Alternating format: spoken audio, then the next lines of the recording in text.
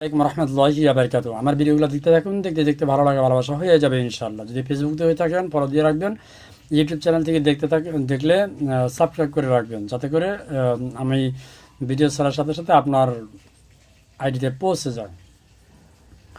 আওয়ামী লীগের সাবেক দুই নেতাকে বিএনপির মনোনয়ন ঘিরে তীব্র সমালোচনা চলছে। মোট কথা হচ্ছে আপনি আওয়ামী লীগকে ভোট দেন আর বিএনপিকে ভোট দেন, সবই বিএনপির হবে, এমন চাঞ্চল্যকর তথ্য আসছে। অর্থাৎ বিএনপি আওয়ামী লীগের সাথে হাতাহাত মিলিয়ে কাঁধে কাঁধ রেখে একসাথে চলতেছে, এমন তথ্য উঠে আসছে।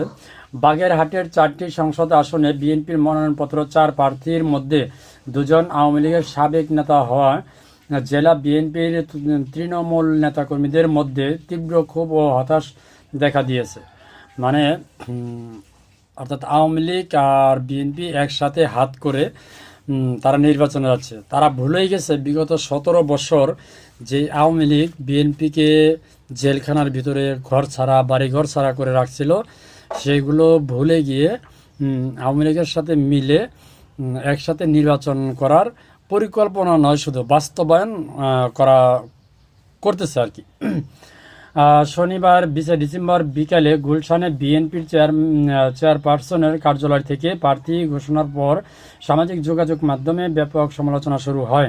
নেতাকর্মীদের অভিযোগ, মাত্র 1 বছর আগে বিএনপিতে যোগ দেওয়া সাবেক আওয়ামী লীগ নেতাকে মনোনয়ন দেওয়া হলে দল ক্ষতিগ্রস্ত হতে পারে।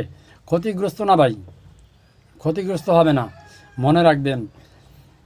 আজকে যে আওয়ামী লীগকে বিতাড়িত করার জন্য সারা বাংলাদেশ একত্রিত হয়েছিল, সেই আওয়ামী লীগের কাঁধে কাঁধ রেখে বিএনপির এখন বর্তমান রাজনীতি আসলে কতটুকু যৌক্তিক ইভেন কি বোঝা যাচ্ছে, যেহেতু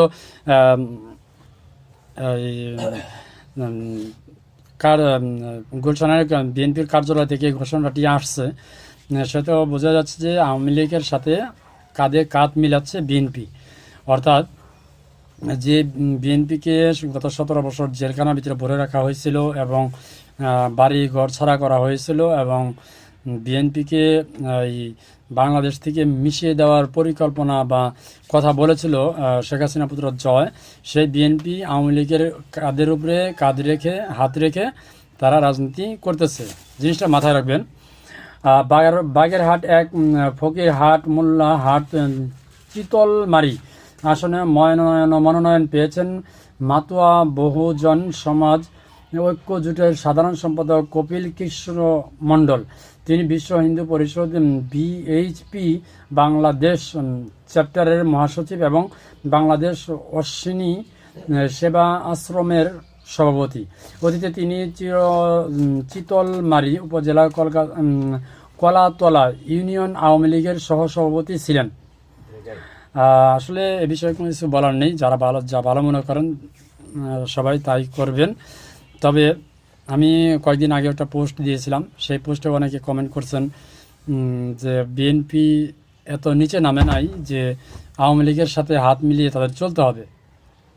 দেখুন তার পরিস্থিতি, এখন বিএনপি নিজেই মনোনয়ন দিচ্ছে এমপি প্রার্থী দিয়ে, আর দল গুছাচ্ছে কীভাবে? তাহলে আওয়ামী লীগের সাথে কাঁধ মিলিয়ে। এখন এই জন্যই কি মানে এই এনসিপি নেতাদের অর্থাৎ ছাত্র জনতাদের নিরাপত্তার যে ভোটের ইস্যু, এটা গণভোট পিছিয়ে দেওয়া হয়েছে এবং পিছিয়ে জাতীয় নির্বাচন আর গণভোট একসাথে করা হয়েছে বিএনপির পক্ষ থেকে। জানি না তাদের ভবিষ্যৎ অর্থাৎ বিএনপির ভবিষ্যৎ আগামীতে কি হতে যাচ্ছে। যদি তাই হয়, বিএনপিকেও জনগণ মনে হচ্ছে ছাড় দিবে না। আপনি কি মনে করেন? অবশ্যই কমেন্টে জানাবেন। তো পুরো ভিডিওটা দেখলেন, বুঝলেন, এতে কি বুঝতেছেন, কি বুঝলেন, অবশ্যই আপনার মূল্যবান মতামত কমেন্টে জানাবেন। ধন্যবাদ। আসসালামু আলাইকুম।